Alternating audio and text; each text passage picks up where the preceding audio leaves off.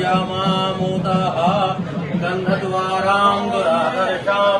नित्यपुष्टां गणेशिनीम् ईश्वरीं सर्वभूतानां स्वामिनो भवै श्रियं तिलकं ललाटपटले नक्षस्तले कौस्तुभं नासाग्रे वरमौक्तिकं गडुतले वेणुकरे कङ्कणं शर्वाङ्गे हरिचन्दनं सुललितं कण्ठे